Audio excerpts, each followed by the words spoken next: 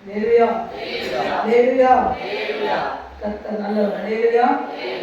ஆண்டவரே ஆசீர்வதிப்பார். சரி, இன்னைக்கும் ஆண்டவருடைய வார்த்தையை நாம் கடந்து செல்லலாம். நாம் தொடர்ந்து 2 வாரங்களாக நாம் நம்முடைய வாக்குத்தத்தத்தை தான் நாம் என்ன பண்ணுகிறோம், தியானித்துக் கொண்டிருக்கிறோம். ஏனென்று சொன்னால் அது உங்களுடைய உள்ளத்தில் ஆழமாய் பதிய வேண்டும். அப்பதான் அது என்ன பண்ணும், கிரியை செய்யும். இல்லையா?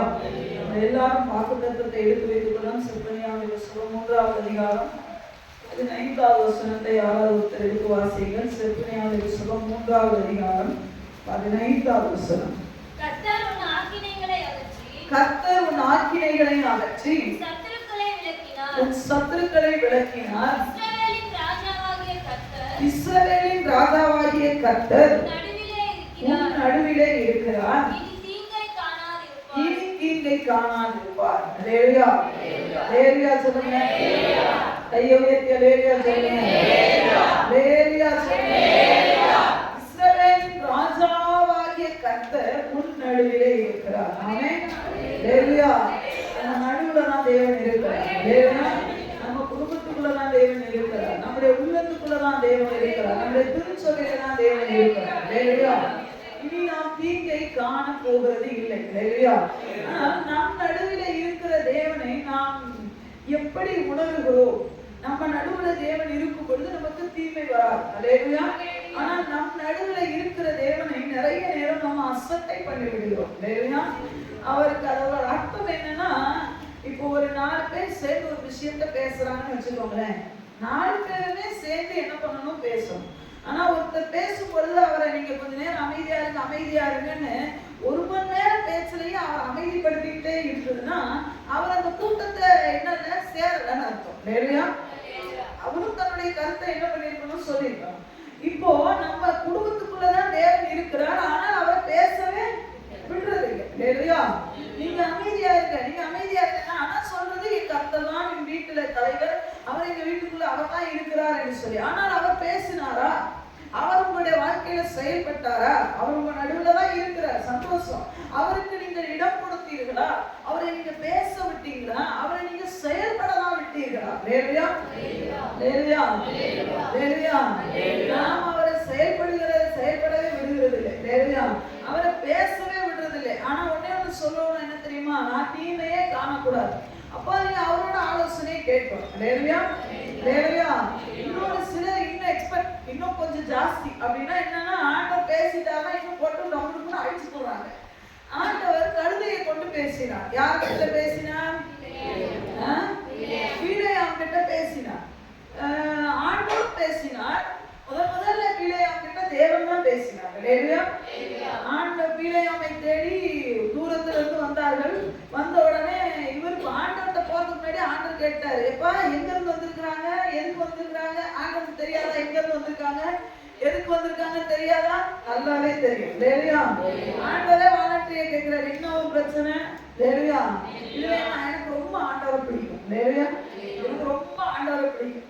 நம்ம சூழ்நிலை என்னன்னு தெரிஞ்சுக்கிட்டு நம்ம போறதுக்கு முன்னாடியே பேசிட்டு வருவாருங்க. லேலியா. அவரை அனுமதிக்கணும். லேலியா. ஆண்டவர் கேட்கிறாரு, என்னப்பா எங்க இருந்து வந்திருக்காங்க? தாத்தா ஆண்டவரே அங்க இருந்து வந்திருக்கிறாங்க. சரி, எதுக்கு வந்திருக்கிறாங்க? இந்த மாதிரி ஒரு ஜனத்தை நான் சபிக்கணுமா? அப்படி வந்திருக்காங்க. ஆண்டவர் சொல்றாரு, இல்ல நீங்க அங்கெல்லாம் போகக்கூடாது. இல்லையா? சரி, நம்மளுக்கு கேட்ட மாதிரி தெரிஞ்சுது. அதுக்கப்புறம் மறுபடியும் ஒரு கூட்டம் வந்தாலும் என்ன ஆயிடுச்சு, நம்மளுக்கு ஒரு ஆசை வந்துருச்சு. இப்போ ஆண்டவர் பாக்குற செகண்ட் ஆண்டவர் பேசுறது இல்லை. இல்லையா? பேசுறதே சரி போறதா இருந்தா நீ போ. இல்லையா? இது அந்த அந்த சம்பவத்துல நீங்க பாத்தீங்கன்னா ஆண்டவர் முழுமையாய் ஆண்டவர் பீலேயாமை அனுப்பல. இல்லையா? போறதா இருந்தா போனா முழு மனசோட சொல்லலை. இல்லையா? போனா என்ன சொல்வார் தெரியுமா? சரி நீ போயிட்டு வா அப்படின்னு சொல்லுது. போறதா இருந்தா போ அப்படின்னா என்ன அர்த்தம்? திருப்பி நம்ம கேட்கணும். அப்ப உங்களுக்கு இஷ்டம் இல்லையா? நாம என்ன பண்றது? நமக்கு என்ன தெரியுமா? ஆண்டோடைய பர்மிஷன் வேணும், அவ்வளவுதான். அவர் கொடுத்துட்டாரு, அவ்வளவுதான். ஆனா ஆண்டோடைய விருப்பம் அதுல இருக்கான்னு கேட்டா ஆண்டோட திருப்பி கேட்டுக்கணுமா இல்லையா? பீலேயாம் கேட்டுக்கணும், ஆண்டவரே போறது உங்களுக்கு இஷ்டம் தானா? நான் போலாமா வேண்டாவா? ஆண்டவர் சொல்லியிருப்பாரு. இல்ல போறதா இருந்தா போ அப்படின்னா என்ன அர்த்தம்? இப்ப நம்ம அம்மா கிட்ட எதை கேட்கிறோம்? எத்தனை பேருக்கு இந்த அனுபவம் இருக்குன்னு தெரியல. லேலியா சொல்லுங்க. நான் சொல்ல வரது புரியுதா? போறதா இருந்தா போனா என்ன அர்த்தம்? பெற்றோர் பிள்ளைகள் கேட்கிறாங்க, இந்த இடத்துக்கு போகணும்னு. வேண்டாம்டா நான் இன்னொரு ஒரு தடவை இல்லை எனக்கு பிடிக்கல, அடுத்த தடவை கேட்கிறேன். சரி போறதா இருந்தா உனக்கு இஷ்டம் இருந்தா போனாருன்னா அர்த்தம் என்ன தெரியுமா?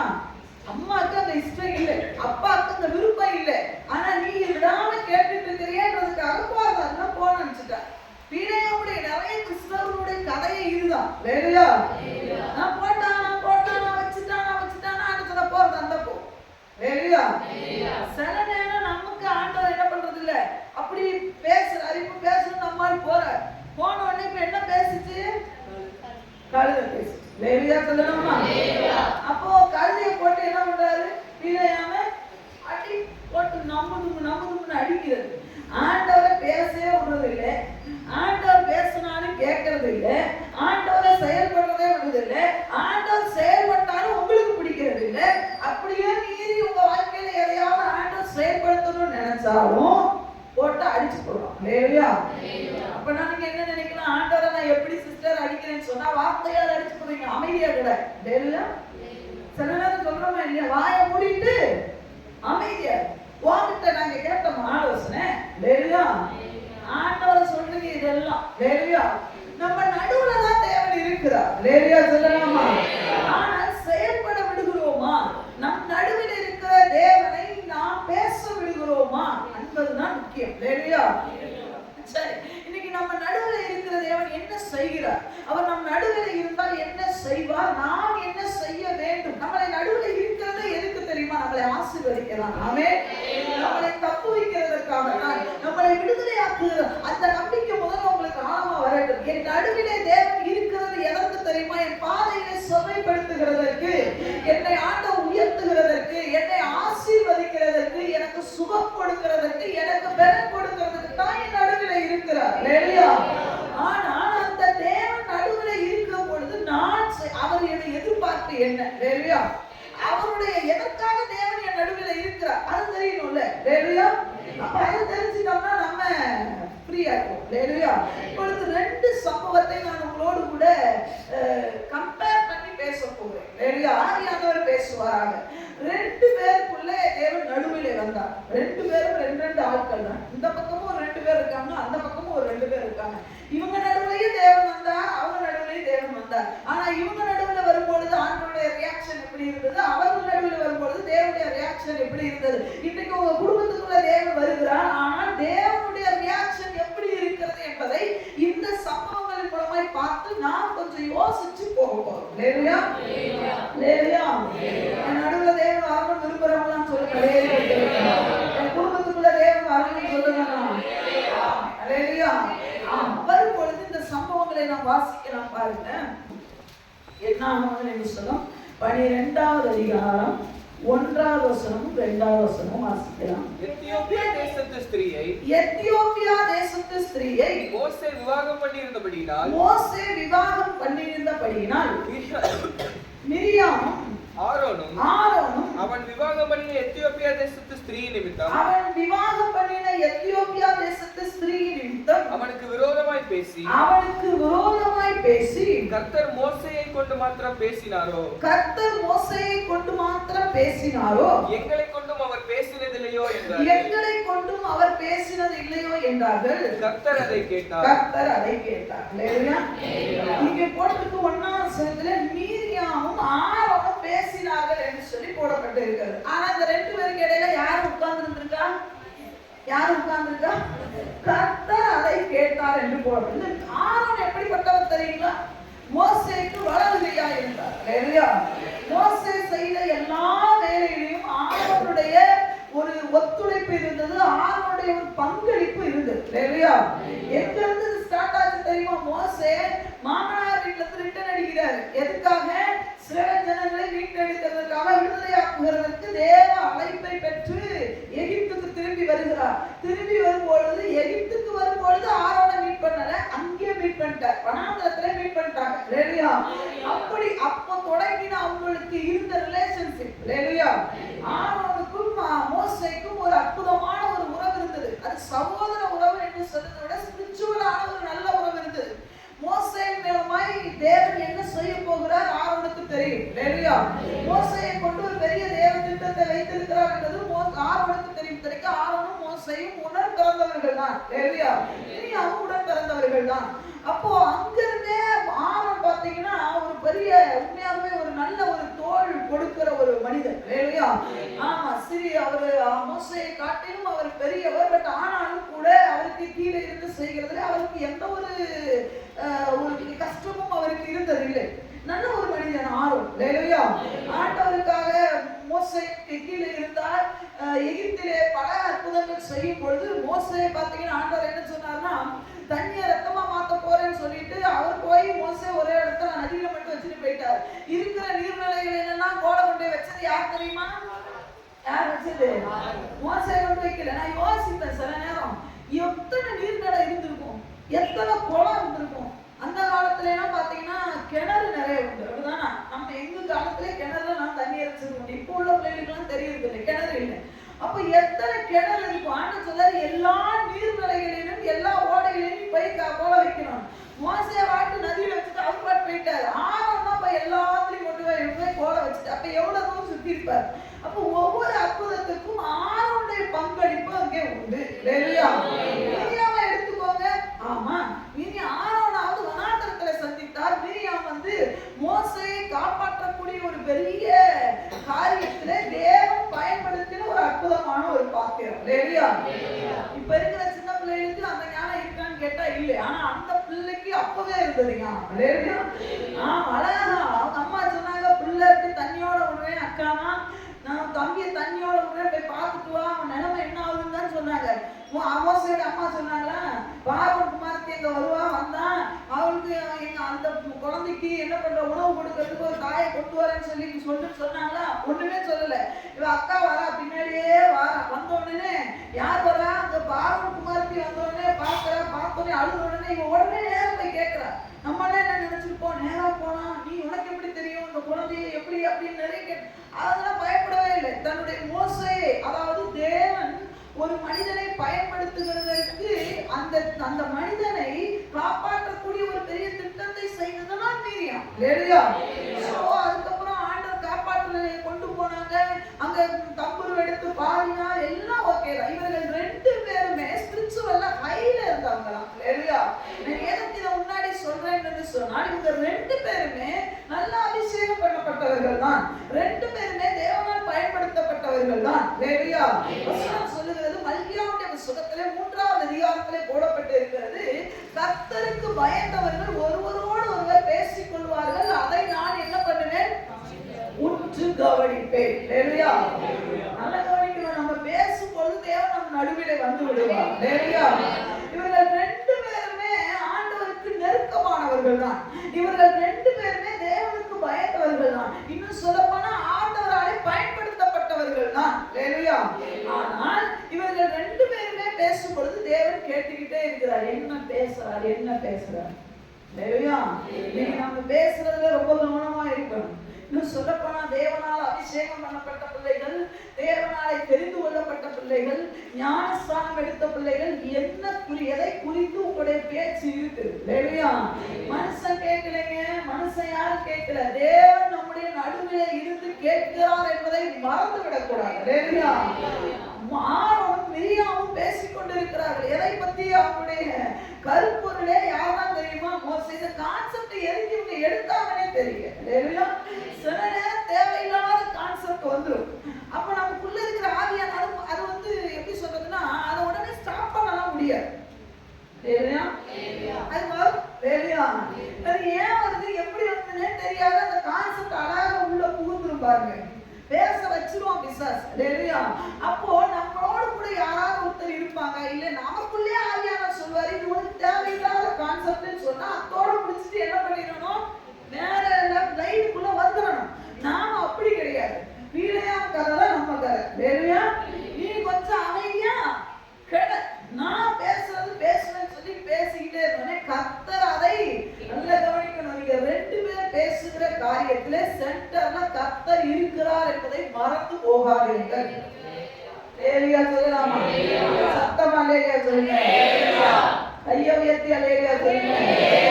கர்த்தர் அதை கேட்டால் நல்ல கவனிக்கணும். கேட்ட உடனே வசனம் 9வது வசனத்திலே போட்டிருக்கு, அதாவது 12வது அதிகாரத்துல 9வது வசனம், கர்த்தருடைய கோபம் அவர்கள் மேல் மூண்டது, அவர் போய்விட்டார். அல்லேலூயா. கர்த்தர் கூட தான் இருந்தாரு, இப்ப கர்த்தர் போயிட்டார். எதனால? ஒரு சின்ன பேச்சினால. என்ன இப்படி கூட நடக்குமா?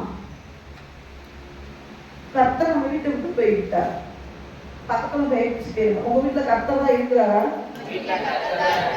நல்ல கையை குளிக்க கர்த்தர் வீட்டுல இருக்கிறாரா? போயிட்டாரா? கர்த்தர் உங்களுக்குள்ளதான் இருக்கிறாரா?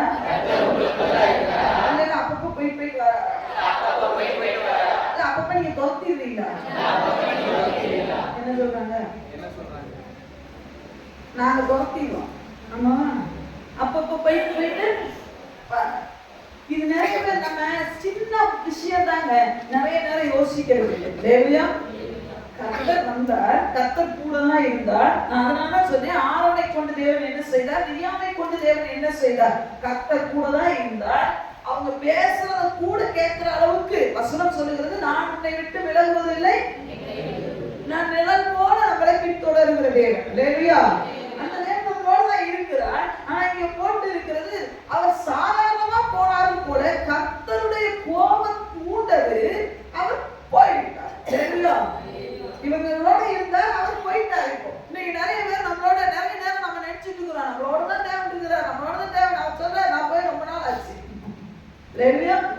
இன்னைக்கு நம்ம யோசிக்கணும், கர்த்தர் என் நடுவுல தான் இருக்கிறார். ஆண்டு சொல்ல, நான் போய் ரொம்ப நாள் ஆயிடுச்சு.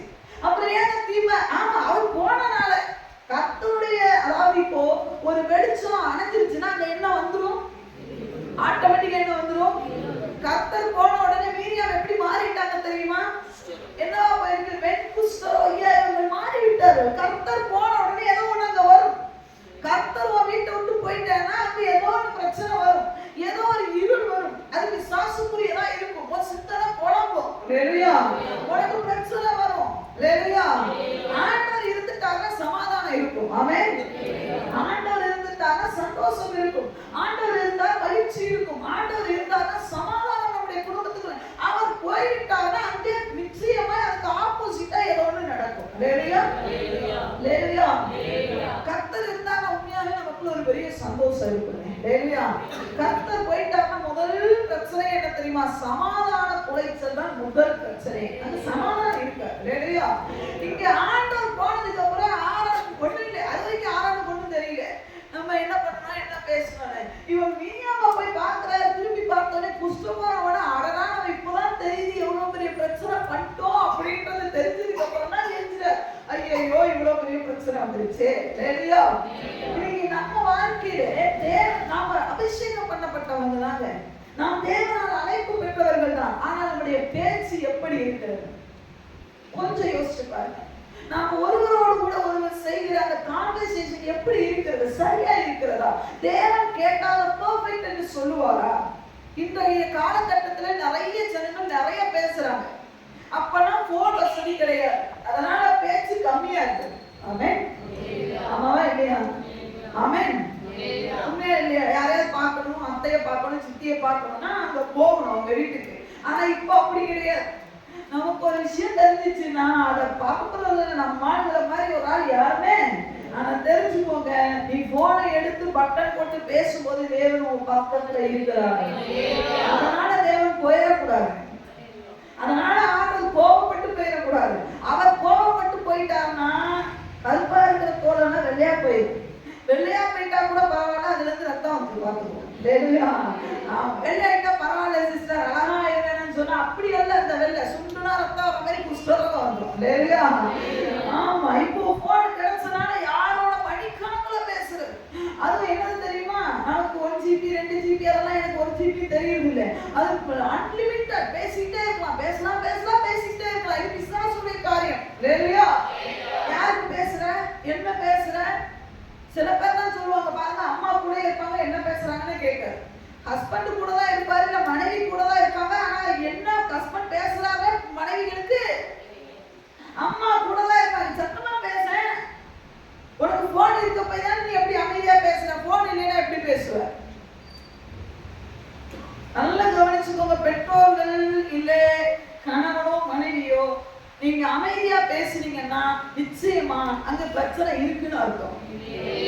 நிச்சயமா பிரச்சனை இருக்கு. நீங்க நல்ல தைரியமான, நீங்க சரியானதெல்லாம் பேசுறீங்கன்னா, ஒரு சிலர் சொல்லுவாங்க என் மனைவிக்கு அது பிடிக்கல அதனால நான் அவளுக்கு தெரியாத அளவுக்கு பேசுறேன். மனைவி கிட்ட எக்ஸ்பிளைன் பண்ணுங்க, நான் இதுக்காக தான் பேசுறேன் அப்படின்னு சொல்லி அவங்க தான் உங்களோட கூட பயணிக்க போறாங்க. இல்ல கணவனுக்கு பிடிக்கல அதனால நான் பேசுறேன், பேசாதீங்க. ஜெபத்துல வைக்காத. எங்க அம்மா அப்பாவுக்கு புரியாது அதனால நான் பேசுறேன், அமைதியா பேசுறேன், இல்லைங்க அவங்களுக்கு புரியும்.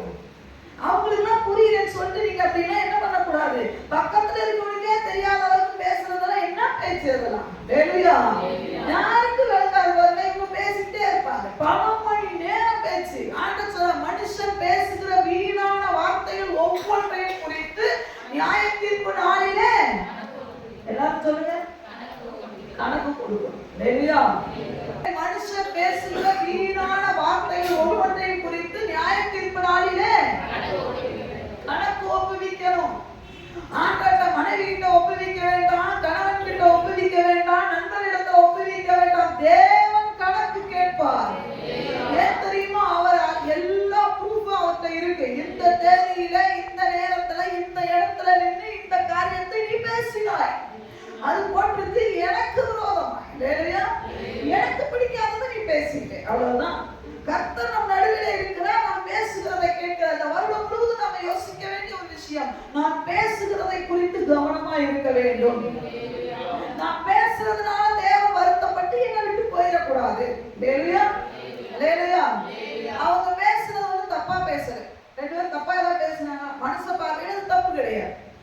மோசையை குறித்து என்ன சொன்னாங்க, மீதியா தேசத்து பிள்ளையா அவன் கல்யாணம் பண்ணிட்டாருப்பா, அது வந்து ஒரு பெரிய விஷயம். ரெண்டாவது அவரை கொண்டு மட்டுமா தேவன் பேசினார், எங்களை கொண்டு அப்படின்னா அவரை மட்டுமா யூஸ் பண்ணாரு தேவன், எங்களை கரெக்டு தான் பேசினதெல்லாம் கரெக்டு தான், ஆனால் அது தேவ பார்வையில மோசம். அதுக்குள்ள ஒண்ணு மறைச்சிருந்தது, என்னன்னா பெருமை வந்துருச்சு. எங்களையும் தேவன் பயன்படுத்தினார். மோசேவே எல்லாரும் சொல்றாங்க மோசேன்னு எங்களை வச்சு பேசலையா, பெருமை வந்துருச்சு. தேவனை மறந்துட்டாங்க. ஆண்டவர் சொல்றார், எப்படி நீ மோசையை பத்தி பேசலாம்? நம்ம எடுத்துக்கொள்ளுகிற கருப்பொருள் என்ன, எதை குறித்து பேசுகிறோம்? நாம உட்கார்ந்து பரியாசக்காரர் உட்கார்ந்த இடத்தில் உட்காரவே கூடாது.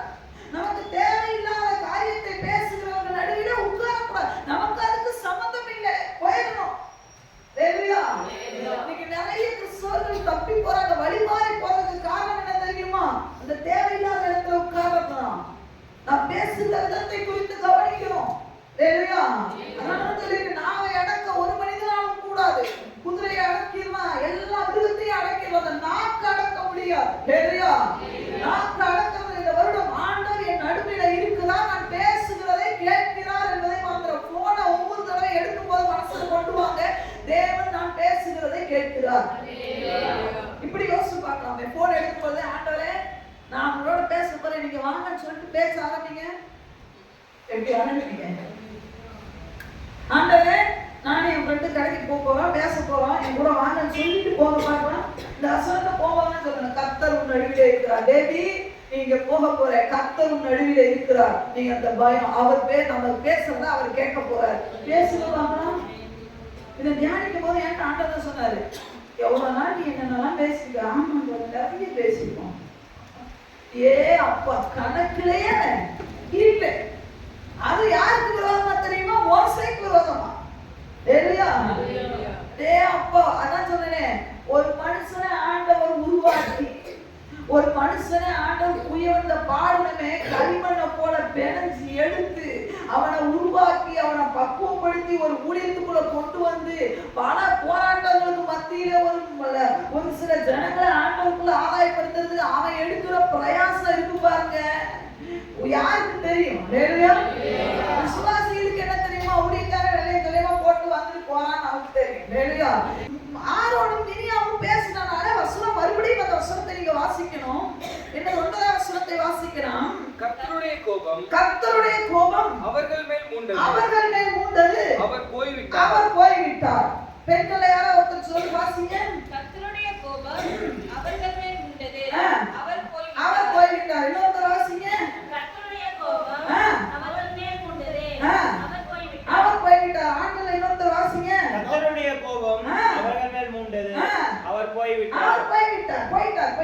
போயிட்டார். யார் போயிட்டா? கர்த்தர் போயிட்டார். பக்கத்துல வந்து கையை பிடிச்சு கேளுங்க, அவர் போகணும்னு விரும்புறீங்களா கேளுங்க. வேகமா தலையாட்டம். அவர் கூட இருக்கணும். ஆமென். அவர் கூட இருக்குதுன்னா, இருக்கணும்னு நீங்க விரும்புனீங்கன்னா தேவையில்லாம பேசுறத நிறுத்துங்க. ஹalleluya, ஹalleluya. நமக்கு தேவையில்லைங்க. உண்மையா சொல்றேன், நமக்கு தேவையில்லை. சொல்லுங்க, இந்த செய்தி ஆண்டவர் எனக்கு சொல்லும்போது சொல்றேன், யாரை பத்தியுமே பேசுறது என்ன இல்லை தெரியுமா? நியாயம். ஒண்ணே ஒண்ணு சொல்றாங்க, சாமுவேலை எடுத்துக்கிட்டீங்கன்னா, சாமுவேல் தீர்க்கதரிசி எடுத்துக்கிட்டீங்கன்னா எனக்கு ரொம்ப பிடிக்கும். அதுல ரொம்ப நாள் அதை வச்சு ஜோம் பண்ணிக்கிட்டே இருக்கிறேன். என்னன்னா, அவர் சொல்ல, ஜனங்கள் சொல்வதை தேவனிடத்துல சொன்னார், ஜனங்கள் சொல்லுகிறதை தேவனிடத்துல சொன்னார், தேவன் சொல்லுகிறதை ஜனங்களிடத்துல அவ்வளவுதான். ஜனங்கள் சொல்றத வேற யார்ட்டையும் போய் சொல்லவே இல்லை. ஹalleluya. ஜனங்கள் சொல்றத ஆண்டவரே ஜனங்கள் இப்படி சொன்னாங்க. ஒரு ராஜா வேணும் கேக்குறாங்க, எனக்கு இது பிடிக்கல ஆனா கேக்குறாங்க. இப்ப ஆண்டவர் சொன்னாரு, டேய் அவன் கேக்குறது தப்பு தான்டா, ஆனாலும் போ, இத போய் ஆன்சர் சொல்லு. நேரா அங்க இருந்து நேரா இங்க வந்து ஆன்சர் சொல்றா. பிடிக்குதோ பிடிக்கலையோ அந்த ஆன்சர் சொல்லிட்டு போயிட்டு. ஹalleluya. அவங்க அப்படி பண்ணாங்க, இவங்க இப்படி பேசுறாங்க, ஊழியக்காரங்க அப்படி பேசுறாங்க, இப்படி பேசுறாங்க. ஒட்டா இல்ல நேரா என்கிட்ட வாடுறேன். ஹalleluya. நாம சரினா நம்மளே வச்சிடலாமே. ஆமென். ஹalleluya. அதுவும் பார்த்து பேசுங்க. ஏன்னா பட்டயம் இருக்கிற தூதர் முன்னாடியே நிக்கிறார். கண்ட வருது எல்லாம் எங்கிட்ட எல்லாம் பேசக்கூடாது. நாங்க ஆண்டவரை சுமக்கிற கழுதைகள் தான், நாங்கள் கழுதைகள் தான். ஆமென். ஆனா வாய்ஸுக்குலாம் பேசிட கூடாது, அளவுதான் பேசணும். ஹalleluya. வார்த்தையை என்ன பண்ணணும் தெரியுமா? நிதானமா வரணும் வார்த்தைகள். ஆமென். கர்த்தர் போய்விட்டார். ஹalleluya. சரி, ஆண்டவர் போயிட்டார், இந்த கூட்டத்தை விட்டு. அதுக்கப்புறம் ஆண்டவர் இவர்களை மன்னித்தார், அது உங்களுக்கு தெரியும். இப்பொழுது இரண்டாவது கூட்டத்தை வாசிக்கலாம். லூக்கா எழுதின சுவிசேஷம், லூக்கா எழுதின சுவிசேஷம் இதுவும் நமக்கு தெரிந்த சம்பவம் தான். 24வது அதிகாரம். லூக்கா எழுதின சுவிசேஷம் 24வது அதிகாரம். நாம் இதை தியானித்து நாம் எப்படி இருக்க வேண்டும் என்பதை நாமளே முடிவு பண்ணி நாம் கடந்து போக போகிறோம். 24வது அதிகாரம் 13வது வசனத்தை வாசிங்க தம்பி. அன்றைய தினமே அவர்களில் 2 பேர் எருசலேமுக்கு 7 அல்லது 8 மைல் தூரமான எம்மாவு என்னும் கிராமத்துக்கு போனார்கள். ஹalleluya. இவங்களும் 2 பேர் தான். ஹalleluya. அங்கே ஆரோனும் மிரியாமும், இவங்க பேர் எழுதல ஆனா இவர்கள் 2 பேர். ஹalleluya. இவர்கள் போனார்கள். இவர்களும் பேசினாங்களா? சொல்லுங்க, இவங்க பேசினாங்களா? பேசினாங்க. ஹalleluya. ஆனா இவங்க ஆரோனை பத்தி நான் சொன்னேன், அவர் மோசேயோடு கூட இருந்தார். மிரியாமை குறித்து, இவர்களை குறித்து வேதம் என்ன சொல்லுகிறது என்று சொன்னால் ஆண்டவரே சொல்லுகிறார். வேதம் அல்ல, ஆண்டவர் என்ன சொல்லுகிறார்னா 25வது வசனத்தை வாசிக்கலாம். 24 25 வாசிக்கலாம். அப்பொழுது இல்ல 25 வாசிக்கலாம். அப்பொழுது அவர் அவர்களை நோக்கி தீர்க்கதரிசிகள் சொன்ன யாவையும் விசுவாசிக்கிறதற்கு புத்தி இல்லாத மந்த இருதயம் உள்ளவர்களே. புத்தி இல்லாத உங்களை குறித்து ஆண்டவர் என்ன சொன்னாரு? புத்திய இல்ல, மந்த, ஒரு மந்த ஆவி. ஹalleluya. சில பேருக்கு மந்த ஆவி இருக்கும், மற்ற எல்லா இடங்களிலும் உற்சாக ஆவி இருக்கும், ஆலயத்துல மட்டும் மந்த ஆவி இருக்கும். ஹalleluya. மற்ற எல்லா இடங்களிலும் ஆக்டிவா இருப்பார்கள், தேவாலயத்துல மட்டும் மந்த ஆவியா இருப்பார்கள். ஹalleluya. நீங்க பாத்துக்கிட்டீங்களா? நான் நிறைய நோட் பண்ணிருக்கேன். ஆண்டவரை பத்தி சொல்லும்போது தூங்கி வெளிவாங்க, ஆனா சர்ச்சு முடிஞ்சோட என்ன ஆக்டிவா இருப்பாங்க. ஆனா இவங்களை விட்டு ஆண்டவர் போனாரான்னு போட்டிருக்காரு. பார்த்தா என்ன போட்டிருக்கு? வாசிக்கலாம். 29 வாசிங்க. அவர்கள் அவரை நோக்கி வாசிங்க தம்பி. அப்பொழுது அவர் அவர்களுடனே தங்கும்படி உள்ளே போனார். ஹalleluya. ஆரோனை மிரியாம் விட்டு போயிட்டாரு. இங்க எங்க போனாரோ இன்னும் டீப்பா போயிட்டார். ஹalleluya. மந்த இதயம் உள்ளவங்க. அப்பனா நீங்க நினைக்கிறீங்க, அப்பா நம்ம மந்தமோட இருக்கிறது ரொம்பவே ஹalleluya. அவர் உள்ளவர். ஹalleluya. அவர் உள்ளே போனார். உன் உள்ளத்துக்குள்ள அவர் வரணும், உன்னுடைய வீட்டுக்குள்ள அவர் வரணும், உன்னுடைய எண்ணங்களுக்குள்ளே அவர் வர வேண்டும். ஹalleluya. ஏன் உள்ள போனா? இவங்க போகும்போது எதை பத்தி பேசினாங்க? வாசிக்கலாம். எதை பத்தி பேசிட்டு போனாங்க? வாசிக்கலாம். போகையில் இந்த வர்த்தமானங்கள் யாவை குறித்து அவர்கள் ஒருவரோடு பேசிக் கொண்டார்கள். உடனே இவங்க என்ன பேசுறாங்கன்னு ஆண்டவர் கூட போய் கேட்கிறாரு. கேட்ட உடனே 19வது வசனத்தை வாசிக்கலாம். அவர் எவைகள் என்றார். ஆண்டவர் கேட்கிறார், என்னத்தப்பா பத்தி பேசிட்டு போறீங்கன்னு ஆண்டவரை கேட்கிறார். இங்கேயும் நல்ல கவனிக்கணும். அவர்கள் எதை பத்தி பேசினாங்க என்பது தேவனுக்கு தெரிஞ்சுதான் கூட வந்தார். பட் ஆனா கேட்கிறார், ஏன் தெரியுமா? உங்களுக்கு எனக்கு புரியணும். ஆண்டவருக்கு தெரியுமா தெரியாதா? தன்னை பத்தி தான் பேசினாரு, ஆண்டவருக்கு தெரியும். ஆனா எவைகள்னு கேட்டது எதுக்கு தெரியுமா? நமக்கு விளங்கணுமே அப்படின்றதுக்காக. எவைகள் கேட்ட உடனே அதற்கு அவர்கள் நசரேயனாகிய இயேசுவை குறித்தவைகளே. ஓகே, யாரை குறிச்சு நம்ம பேசிட்டு போறோம்? நசரேயனாகிய இயேசு. ஹalleluya. உயிர்த்தெழுந்த இயேசுவை குறித்து. ஐயா, பேசுறேன்னு ஆரம்பிச்சிட்டேன்னா ஆண்டவருடைய மகிமையை குறித்து பேசுங்க.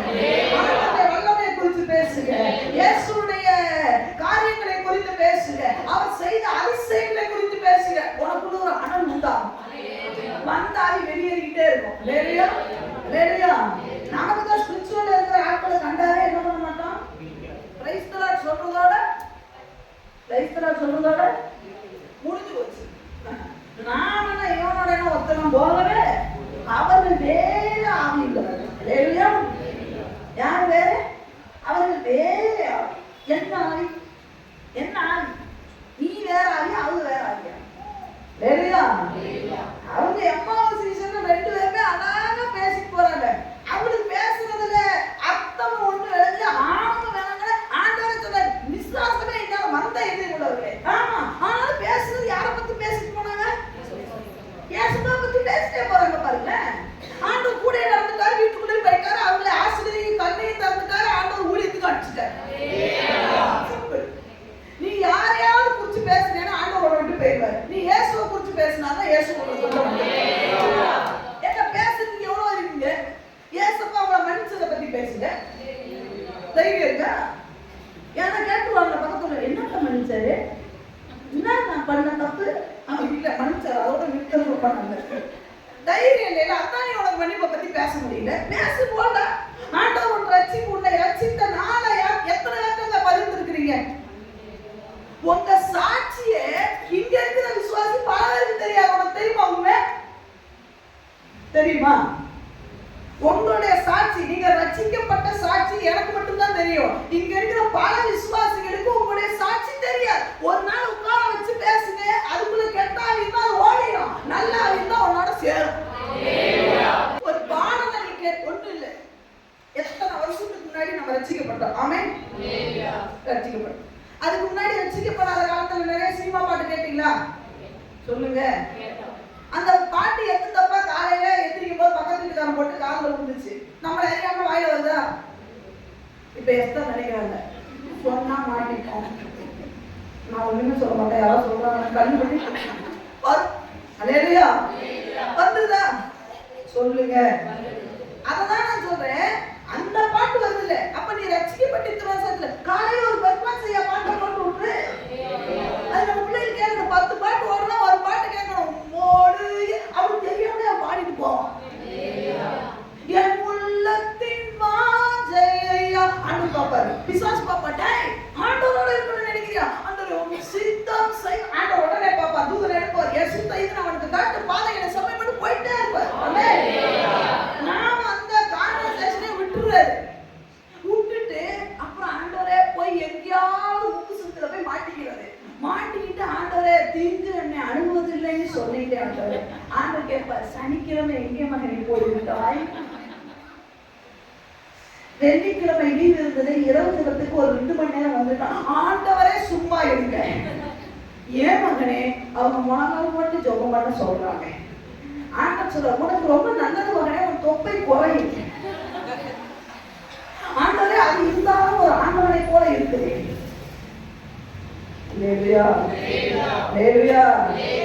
முக்கு சந்தில போய் நின்னா ஆண்டவர் கேட்கக்கூடாது. முழங்கால் போட்டு ஜெபம் பண்ணுமா? உண்மையாவே சொல்றேன், அழகா போட்டு ஜெபம் பண்ணிடணும். ஹalleluya. நேரம் கிடைக்கும் போது என்ன பண்ணணும்? உபயோகப்படுத்திக்கணும். முழங்கால் போட்டு ஜெபம் சொல்றாங்கன்னா தலையில நீங்க எப்படியோ ஒரு ஜெபம் ஆண்டவரே சோத்திரம் சொல்லிட்டு போயிட்டு, ஏன்னா விதைய விதைக்கிறதுக்கு எப்போ டைம் கிடைக்குதோ வச்சுட்டு போயிடணும். ஹalleluya. நம்ம விதைக்கவே மாட்டோம். விதை எங்கே போட்டு திரியுது? ஜெபம் தானே. ஞாயிற்றுக்கிழமை வந்தா போதாதா? அது வாடி பிள்ளைகள் ஜெபம். நம்ம போய் என்ன பண்ண போறோம்? ஆனா போட்டோ மட்டும் பாருங்க,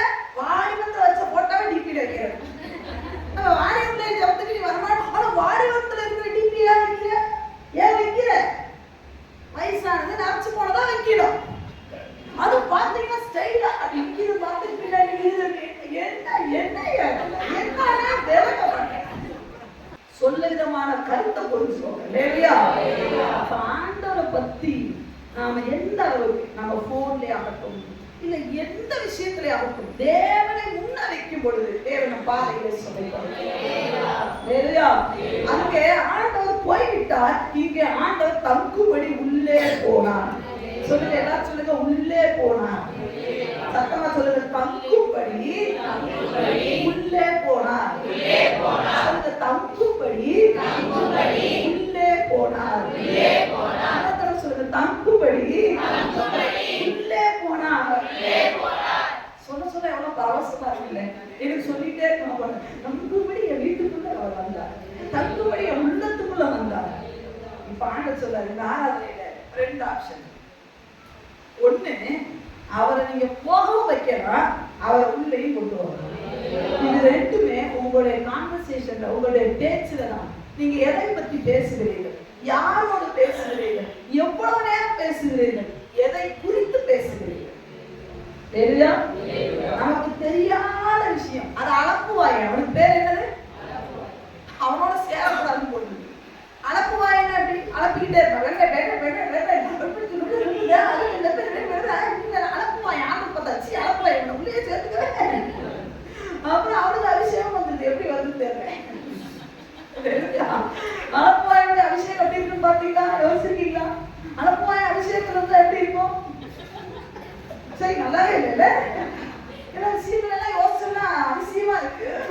ஆனால் அந்த உலகத்துல அளப்புவாயா இங்க வந்து அபிஷேகம் வாயினா என்னையா இது கூத்தா போச்சு சபையில. ஆமா, சரி, இருந்துட்டு போட்டோம். அப்ப இன்னைக்கு நம்ம அந்த 2 பேரை எங்களுக்கு நீங்க காட்டிருக்கீங்க. அப்ப இன்னைக்கு ஆண்டவரே நீங்க நல்ல கவனிக்கணும். உங்க மந்த இருதயம் உள்ளவர்கள் தான் இவர்கள்.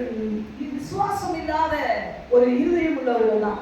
ஆனால் எனக்கு இந்த வசனத்துல ரொம்ப பிடிச்ச ஒரு விஷயம் என்னன்னா, அதை மட்டும் நான் சொல்லி நான் முடிக்க விரும்புகிறேன். 31ஆம் வசனத்தை வாசிக்கிறேன். அப்பொழுது அவர்களுடைய கண்கள் திறக்கப்பட்டது. இயேசுவை பத்தி பேசின ஒரே காரியத்துக்காக கண்கள் அவர்களுக்கு திறக்கப்பட்ட. 32ஆம் வசனத்திலே அப்பொழுது அவர்கள் ஒருவரை ஒருவர் நோக்கி, வழியிலே அவர் நம்முடனே பேசி வேத வாக்கியங்களை நமக்கு விளங்க. நீங்க பேசிட்டே இருக்கும்போது ஆண்டவர் விவரிச்சுக்கிட்டே இருப்பாரு. நீ ஆண்டவரை பத்தி பேச பேச விளக்காதது எல்லாம் தேவன் இடையில இருந்து விளக்க காட்டிக்கிட்டே இருப்பாரு. நீங்க பேசினாதாங்க. அல்லேலூயா. நீங்க ஆண்டவர் சொல்றாரு, வசனம் ஆண்டவருக்கு ஒரு பேர் உண்டு, மங்கி எரிகிற திரியை அவர் அணைக்கார், தூண்டி விடுவாராங்க. அவர் விளக்க காட்டின போது அழகா போட்டிருக்கு, நம்முடைய இருதயம் நமக்குள்ளே கொழுந்து விட்டு மந்த இருதயங்க அவர் தூண்ட தூண்ட தூண்ட அங்க அதாவது அணைக்க முடியாத அளவுக்கு கொழுந்து விட்டு எரிய ஆரம்பிச்சிருச்சு. ஒரு கை தட்டி இருக்க கூடாதா?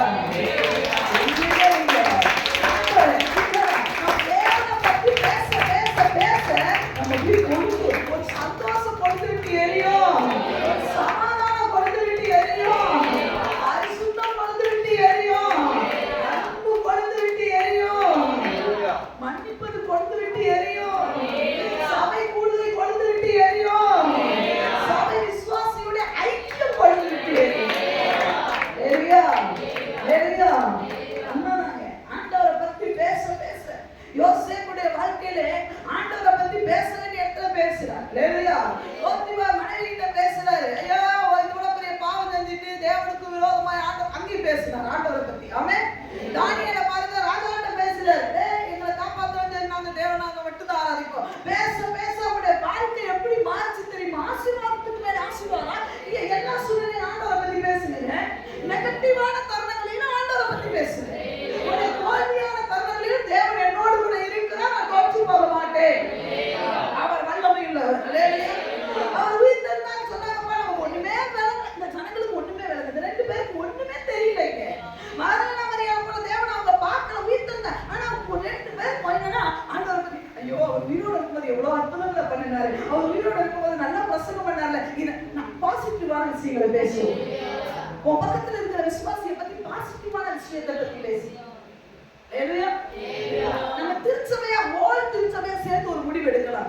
நான் இந்த வருடத்துக்குள்ளே இந்த மாதத்துக்குள்ள, இந்த ஜனவரி மாதத்துக்குள்ள நம்ம நுழைஞ்சிருக்கிறோம். ஆண்டவரே, என் கூட இருக்கிறவங்களை பத்தினாலும் சரி, உண்மை பத்தினாலும் நான் பாசிட்டிவா பேசுறேன். அவங்க அதான் சொன்னாங்க, நம்மோடு அவர் செய்த எவ்வளவு அற்புதம் ஆண்டவர்கிட்ட சொல்றாங்க. அவரை பத்தி உனக்கு தெரியாத எவ்வளவு அற்புதம் தெரியுமா? ஆண்டவர் பத்தி அப்படியே சொன்னாங்க. தப்பா சொன்னாங்களா? ஆண்டவர் தண்ணியே காப்பாத்திக்கிட்டு சிறுகளை தொங்கி மறைச்சு போனார் அப்படியே சொன்னாங்க. இல்ல, அவர் இருக்கும்பொழுது எவ்வளவு அற்புதம், பிரசவம் எவ்வளவு கொடுத்துட்டு ஐயா அதை சொல்லி பாரு, ஒரு அப்படியே கொடுத்து எடுத்துட்டே எரியும், இன்னும் எரியும், இன்னும் எரியும், இன்னும் எரியும். சபை முடிஞ்சு போன உடனே என் பிள்ளைய பாயில சிந்தல உட்கார்ந்து சொல்லிட்டாங்கன்னு சொன்னா பக்கத்துல வெளியே சொல்லு. அப்படி இப்படி ஏதாவது பேசுனீங்கன்னா மிரட்டின நினைச்சாலும் சரி, எச்சரிப்பா நீங்க எடுத்துக்கிட்டாலும் சரி, அப்படி இப்படி எடுத்து தப்பா பேசுனீங்கன்னா 7 நாள் ஆனாலும் கம்மினாலும் குஷ்டரோகம் தான். உங்களை பார்த்துக்கோங்க, குஷ்டரோகம் தான் எப்படி இருக்கணும். என்ன சொல்றாங்க? என்ன சொன்னாங்க? வேணும்னா என்ன கேட்டா 6 நாட்கள் இருந்தா ரொம்ப நல்லா இருக்கும்னு நினைக்கிறேன். ஆனா அது ஒரு பெரிய பிரச்சனை. நமக்கும் குஷ்டரோகம் அவங்களும் தான். நீங்க கொஞ்சம் என்ன விட்டா வைப்பாங்க டகாம குஷ்டரோகம் ரொம்ப பத்தி என்ன வெக்கமாவே. ஆனா ரொம்ப நல்லது நினைக்கிறாங்க. ரொம்ப நீங்க தப்பே ஏன் தெரியுமா? தெரிஞ்சு போச்சு. ஆண்டவருக்கு மோசே முக்கியம், ஆரோன் முக்கியம், யோசுவா முக்கியம், எங்க பெசலேயர் முக்கியம். அவருடைய யார குறிச்சு என்ன திட்டம் வச்சிருக்காரு, என்னத்துக்கு மத்தவங்களை பத்தி. அதனால கர்த்தர் பெரியவர், கர்த்தர் நல்லவர், அவரே குணப்படுத்தவர், அவர் உயர்ந்தவர், அவர் சர்வர். இதே சொல்லிட்டு போயிட்டோம்னா குஷ்டரோகம் வராது. இருக்கிற ஸ்கின்னையாவது பாதுகாப்பு கொள்ளலாம். ஆமென். எதுவுமே போடலைனாலும் இருக்கிறது அழகா இருக்கும். எட்டு தப்பா பேசிட்டோம்னா அன்போடு கருப்புள்ளி செப்புள்ளி நான் வந்து நம்மளை கழுத மேல ஏற்றிடக்கூடாது. அதனால கர்த்தரே நீ நல்லவர். அதனால சட்டில காக்கிறோம். கர்த்தரை நான் எக்காலத்திலும் நான் என் ஆவணை பத்தி பேசணும், நான் என் ஆவணை பத்தி லாபத்தை கண்ட கழுதையை பத்தி ஆண்டவரே நல்லவர். ஆமென். அவரையே புகழ்ந்து உண்மை புகழ்ந்து பாடுவது நல்லது. அதனாலதான் பெர்மான் ஐயா இன்னும் இளமையாவே இருக்கிறார். யார் என்ன பத்தி சொன்னா உண்மையா இல்லையா? அவர் பாடிட்டு இது ஒரு லவ் சாங். அவர் சொல்ற பாருங்க, அது உண்மையாவே அவருக்கு தேவனுக்குள்ள ஒரு லவ் சாங். அழகா பாடுறாரு. உண்மை புகழ்ந்து பாடுவது நல்லது. அவர் தெரிஞ்சு வச்சு மனுஷனை புகழ்ந்து பாடி நமக்கு ஒத்த பிரயோஜனம். மனுஷன் இன்னைக்கு பாருங்க, அவர் பாட்ட கோடிக்கணக்கான மில்லியன் கணக்கான பேரு கஷ்டத்துல கேட்கிற பாடு என்ன தெரியுமா? உண்மையிலே அன்னைக்கு ஒரு புரியாம வந்தான். ஆறுதலின் தெய்வமே பாடு, ஆறுதலின் தெய்வமே பாடு, ஆறுதலின் தெய்வமே பாடு. அந்த மனுஷன் எப்ப வந்தாலும் ஆறுதலின் தெய்வமே. நான் நினைப்பேன், இந்த ஜீவனுக்காவது அந்த ஆளை பார்த்தா நம்ம பாட்டை மாத்தக்கூடாது. அதுலயே ரசிக்கப்படும். எல்லாம் பார்த்தா அவனை கொண்டுதான் பாருங்க.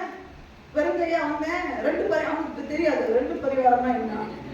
இவங்க எதை பத்தி அதே ஆறுதலின் தெய்வம். ஆறுதலின் தெய்வம் உங்களே புடிச்சுதான் போதை வந்துருக்கு. ஆறுதலின் தெய்வம் கேட்குது.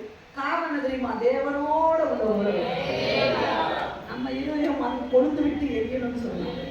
நாம தேவனோட இருக்கணும். நமக்குள்ளே தங்கும்படி உள்ளே போனார். அவர் வெளியே போகக்கூடாது. வீட்டுக்குள்ள வரணும்னா நம்முடைய நடை, நம்முடைய உடை, நம்முடைய பேச்சு, நம்முடைய எல்லாத்திலையும் இயேசுவை பத்தி பேசணும். இதை தவிர வேற வழியே கண்பை. சோ நீங்க என்ன முடிவு எடுக்கிறீங்க? முடிவு எடுக்கிறவங்க மனங்கள் எங்க எல்லாருடைய விருப்பம் ஒரே விருப்பம். கையை உயர்த்தி கேட்கிறோம், பரலோகத்தை பார்த்து கேட்கிறோம். நீங்க எங்களோடு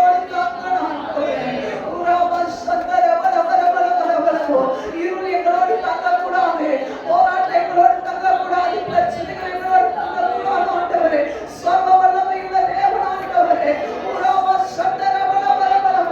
உயிர்த்தெழுந்த மகிமையோட தேவன், மறுபடியும் வரப்போகிற என் அன்பு குணமாளர், நீரே எங்களோடு தங்கணும் ஆண்டவரே.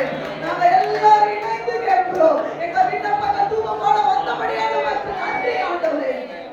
உங்களோடு இணைந்து ஓடக்கூடிய வாய்ப்புகளே வாழ்க்கையை தந்து நீங்க நடத்துங்க. அப்படி செய்ய போற கிருபைக்காக தயவுக்காக கோடி நன்றி. வழி நடத்துங்க. இயேசு கிறிஸ்துவின் மூலம் ஜெபம் கேளும். இந்த ஜீவனான்பின் நல்ல பரலோக பிதாவே. ஆமென்.